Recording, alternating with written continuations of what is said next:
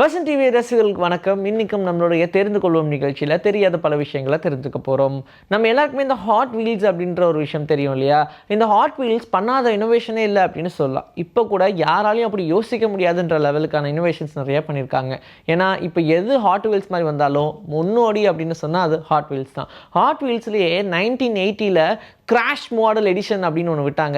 அது செம்ம வைரலாக போச்சு. அந்த கிராஷிங் சீரீஸ் எல்லாமே செம்ம ஹிட் ஆனதுக்கான காரணம் என்னென்னா, நம்ம எல்லாருக்குமே ஒரு மோட்டிவ் இருக்கும். 2 காரை எடுத்துட்டோம்னா அந்த 2 காரும் போய் மோதுற மாதிரி, அது ஆக்சிடென்ட் ஆகிற மாதிரி விளையாடுவோம் இல்லையா? அது ஜென்ரலாகவே எல்லாருக்கும் உண்டு. அது பெரியவங்களோ சின்னவங்களோ கார்னு கையில் எடுத்தால் சவுண்டெல்லாம் போட்டு இடிக்கிற மாதிரிலாம் பண்ணுவோம். அந்த விஷயத்தை ரொம்ப தெளிவாக தெரிஞ்சுக்கிட்ட ஹாட் வீல்ஸ் என்ன பண்ணாங்கன்னா, நிஜமாவே ஒரு இடத்துல இடித்தா ஒரு ஃபேக் கிராஷ் ரெடி ஆகிற மாதிரி அந்த டாயை ரெடி பண்ணியிருந்தாங்க. அதுக்கு பேரே கிராஷ் சீரிஸ் தான். அந்த எடிஷன்ஸில் நிறைய வந்துச்சு. என்னன்னா பேட்ரோல், போலீஸ் பேட்ரோல் கார் மாதிரி, இல்லை சேஸ் பண்ணக்கூடிய ட்ரக் மாதிரி, இப்படி நிறையா வந்துச்சு. சேஸ் பண்ணக்கூடிய கார்ஸ் இப்படி நிறைய கலர்ஸில் வந்துச்சு. உள்ள ஒரு ஸ்ப்ரிங் வச்சுருப்பாங்க. அந்த இடம் தட்டின உடனே அது உடஞ்ச மாதிரி இருக்கும். மறுபடியும் தட்டினா அது சரியாயிடும். இந்த மாதிரியான ஒரு விஷயத்தை கண்டுபிடிச்சி பெரிய லெவலில் மார்க்கெட்டை பிடிச்சாங்க அப்படின்னு சொல்லலாம். அப்போ இன்டர்நெட்டே கிடையாது. இருந்தாலும் இது ஒரு செம வைரல் டாக்காக இருந்துச்சுன்னா பார்த்துக்கங்க. சைனாவில் ஒரு ஏஐ கிளாஸ் கண்டுபிடிச்சிருக்காங்க. இந்த ஏஐ கிளாஸ் என்ன பண்ணும் தெரியுமா? ஒன்லி ஃபார் போலீஸ் தான். ஏன்னா எல்லாருடைய ஃபேஸையுமே ரெகக்னைஸ் பண்ணி அவங்களுடைய கிரிமினல் ரெக்கார்டு என்ன அப்படின்றத சொல்லும். இப்போ இந்த போலீஸு அவங்க கிளாஸ் போட்டு நின்றுட்டுருக்காங்கன்னு வச்சுக்கோங்க. ரொம்ப கேஷுவலாக எல்லாருடைய ஃபேஸையும் பார்ப்பார்ல, அதே மாதிரி பார்த்தா போதும் அவங்களுடைய கிரிமினல் ரெக்கார்டு என்ன, இப்போ ஏதாவது கேஸில் இருக்காங்களா, அந்த கேஸ்லேருந்து தப்பிச்சு வந்துட்டாங்களா, ஃபர்தராக என்னென்ன அவங்க ப்ரொசீஜர்ஸ் ஃபாலோ பண்ண வேண்டியதுக்கு கவர்மெண்ட் நார்ம்ஸ் படி இவங்க கரெக்டாக ரூல்ஸை ஃபாலோ பண்ணுறாங்களா, இப்படி எல்லாத்தையுமே புட்டு வைக்கிற மாதிரியான ஒரு ஏஐ கிளாஸை ரெடி பண்ணியிருக்காங்களாம். வெறும் ஃபேஸ் மட்டும் தெரிஞ்சால் போதும். இது எப்போ வருதோ புழக்கத்துக்கு அப்போது யாருமே ஃபேஸை கவர் பண்ணக்கூடாது அப்படின்ற மாதிரியும் ஒரு ரூல் கொண்டு வர போகிறதா சொல்லியிருக்காங்க. அண்ட் இந்த ஏஐ கிளாஸஸ் இப்போ வேணால் வெறும் ஃபேஸை மட்டும் ரெகக்னைஸ் பண்ணுற மாதிரி இருக்கலாம். இதுக்கப்புறமா வெறும் ரெட்டினா வச்சே நீ யார் அப்படின்னு சொல்கிற மாதிரியான ஃபீச்சர்ஸையும் கொண்டு வருவோம் அப்படின்ற மாதிரி சொல்லியிருக்காங்க. அப்போ யார் வேணாலும் மாஸ்க் போடலாம். கண்ணு ரொம்ப தூரத்தில் இருந்தாலும் பரவாயில்ல, அதை வச்சே இவங்களுடைய பேர் என்ன, இவங்க ஊர் என்ன, அட்ரஸ் என்ன அப்படின்ற மொத்த விலாசத்தையும் சொல்கிற மாதிரி ஒரு விஷயத்தை ரெடி பண்ணிக்கிட்டு இருக்காங்க. அது மட்டும் கிடையாது, வெறும் கார், அந்த காரோ பைக்கோ ஏதோ ஒன்று நிற்குதுன்னா அதோடைய டிஎன் நம்பர் பார்த்து, டிஎன் நம்பர்னால் நம்ம இடம் உங்களுக்கு புரியணுன்றதுக்காக சொன்னேன், அதோடைய நம்பர் பிளேட்டை பார்த்து ரொம்ப ஈஸியாக அந்த கார் மேலே ஏதாவது செக்ஸ் இருக்கா, அது பவுன்ஸ் ஆகிருக்கா, அதை கிளியர் பண்ணுமா அப்படின்னு எல்லாத்தையுமே புட்டு வைக்கும் அப்படின்னு சொல்கிறாங்க. ஸோ இந்த ஏஐ கிளாஸ் ஒரு வேலை வந்துருச்சுன்னு வச்சுக்கோங்க, எல்லா கண்ட்ரீஸுமே எனக்கும் வேணும்னு அடம் முடிச்சு வாங்குவாங்க. அப்போ நம்ம நிலைமை யோசிச்சு பாருங்க. தமிழில் நம்ம எழுதக்கூடிய இந்த அ ஆ இ காங்காச்சானா இந்த மாதிரி எல்லாமே இருக்கு இல்லையா? இந்த எழுத்துக்கள் எல்லாமே நம்ம அப்படியே எழுதிட்டு போயிடுவோம். அதே இங்கிலீஷ் ஆல்ஃபபெட்ஸ் அப்படின்னு போகும்போது அதில் இருக்கக்கூடிய லெட்டர்ஸ் எல்லாத்தையுமே நம்ம எழுதுகிற விதமே வேறு மாதிரி இருக்கும். ஏன்னா அதில் இருக்கக்கூடிய ஆல்ஃபபெட்ஸ், அந்த லெட்டர்ஸ் எல்லாத்தையுமே நம்ம அப்பர் கேப்ஸ் லோயர் கேப்ஸ் அப்படின்னு எழுதுகிறோம். எதனால் இப்படி எழுதுகிறோம்? இதுக்கு ஏதாவது ரீசன் இருக்கா அப்படின்னு கேட்டால் இருக்குது. நம்ம இப்போ எழுதக்கூடிய இந்த ஆல்ஃபபெட்ஸ் எல்லாமே லாட்டின் வேர்ட்லேருந்து டிரைவ் பண்ணது தான். அதனால் இந்த ஆல்ஃபபெட்ஸ் எல்லாத்தையுமே எதனால் இவங்க இப்படி வச்சுருக்காங்க அப்படின்றதுக்கும் ஒரு ரீசன் இருக்குது. ஃபஸ்ட்டெல்லாம் கல்வெட்டுகள் அதிகமாக எழுதுவாங்க இல்லையா? அப்போ அந்த கல்வெட்டுகளை எழுதும் போது அதிகமாக வெட்டு விழுகிற இடம் அப்படின்னு பார்த்தா நல்லா ஷார்ப்பான எட்ஜஸாக இருக்கணும். அப்போ தான் அந்த ஷார்ப்பான ரொம்ப கிளாரிட்டியான லெட்டர்ஸ் உங்களுக்கு கிடைக்கும். அப்படின்னா அதுக்கு ரொம்ப ஈஸியாக இருக்கிறதுன்னு பார்த்தோம்னா இந்த கேப்ஸ் லெட்டர்ஸ் தான். சரி, அப்போனா அப்பர் கேப்ஸ் தான் ரொம்ப கரெக்டாக இருக்குது அப்படின்னு சொல்லி அதையே யூஸ் பண்ணிட்டு இருந்தாங்க. எல்லாரும் எழுதலாம் அப்படின்னு எப்போ எழுத்துக்கள் புழக்கத்தில் வரக்கு அதிகமாகச்சோ அப்போது நிறைய பேர் இந்த கேபிட்டல் லெட்டரில் எழுதுறதுக்கு ரொம்பவே கஷ்டப்பட்டிருக்காங்க. ஏன்னா நிறைய டைம் எடுக்குது, எங்களால் சீக்கிரமாக எழுத முடியல அப்படின்னு அவங்களுடைய கன்வீனியன்ட்டுக்காக கண்டுபிடிச்சது தான் இந்த லோவர் கேப்ஸ். ரொம்ப ஸ்மால் லெட்டர்ஸாக நம்ம எழுதக்கூடிய ஆல்ஃபபெட்ஸ் எல்லாமே அதுக்காக கண்டுபிடிச்சது தான்.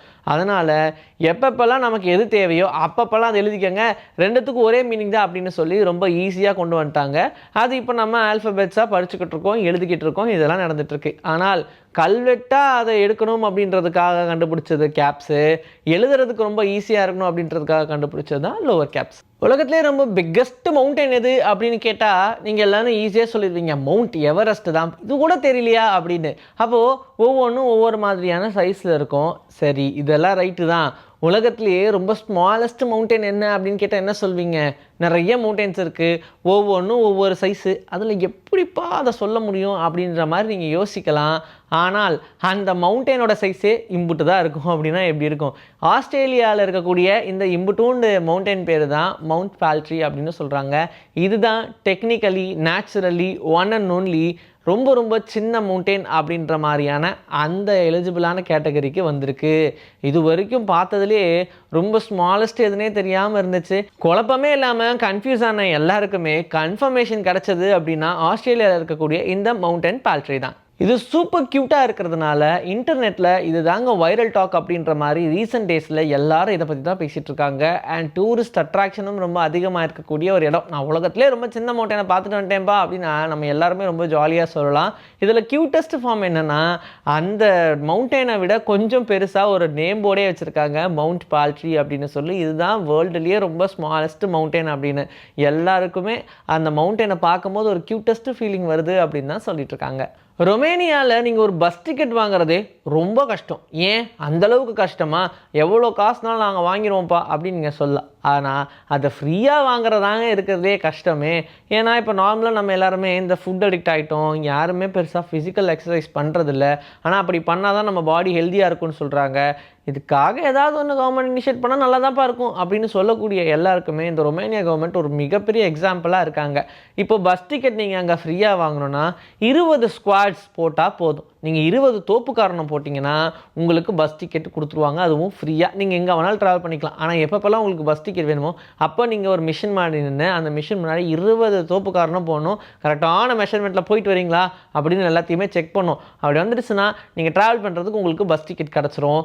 ஆனால் இந்த ரூல்ஸ் வெறும் டீனேஜர்ஸ்க்கு அண்ட் ஓரளவுக்கு அவங்களால எக்ஸசைஸ் பண்ண முடியும் அப்படின்னு சொல்கிறோம் இல்லையா, அந்த மாதிரி பீப்புளுக்கு மட்டும்தானே தவிர்த்து எல்லாருக்கும்லாம் கிடையாது.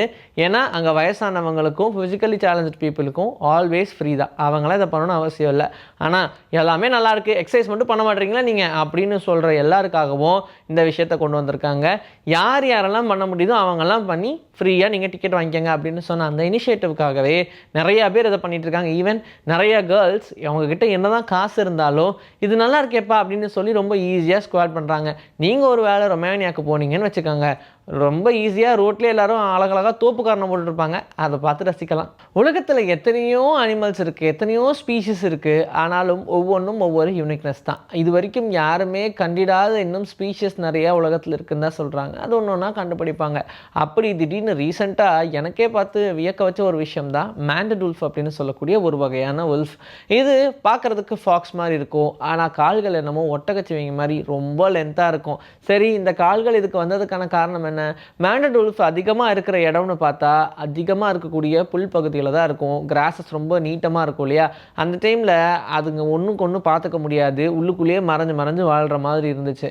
அதனால் இயற்கையாகவே அதோடைய எவால்வேஷனில் அதோடைய லெக்ஸ் எல்லாம் பெருசாச்சு அப்படின்னு சொல்கிறாங்க. ஏன்னா அதுவும் ஒரு வகையான ஃபாக்ஸ் மாதிரி தானே இருக்குது. ஆனால் அதுக்கு மட்டும் கால்கள் இவ்வளோ நீளமாக இருக்கிறதுக்கான காரணம் இதுதான் சொல்கிறாங்க. எப்படி ஒட்டகச்சிவிங்கிக்கு ஒரு கதை சொன்னாங்களோ அதே மாதிரி தான் இதுக்கும் சொல்கிறாங்க. டியூரிங் எவால்வேஷனில் அதுக்கு என்ன தேவையோ அதை அப்படியே கொண்டு வந்துருச்சு. அது அப்படியே எக்கி எக்கி பார்த்து குதிச்சுக்கிட்டே இருந்ததுனால அதோடைய கால் பெருசாயிருச்சு அப்படின்னு கூட சொல்லலாம். ஸோ இப்படி இருக்கும்போது இந்த மேண்டட் உல்ஃப் நிஜமாவே ரொம்ப டிஃப்ரெண்ட்டான ஒரு க்ரீச்சர் தான்ப்பா அப்படின்னு இப்போ வரைக்கும் பார்க்குறவங்க எல்லாருமே வியந்து தான் போகிறாங்க.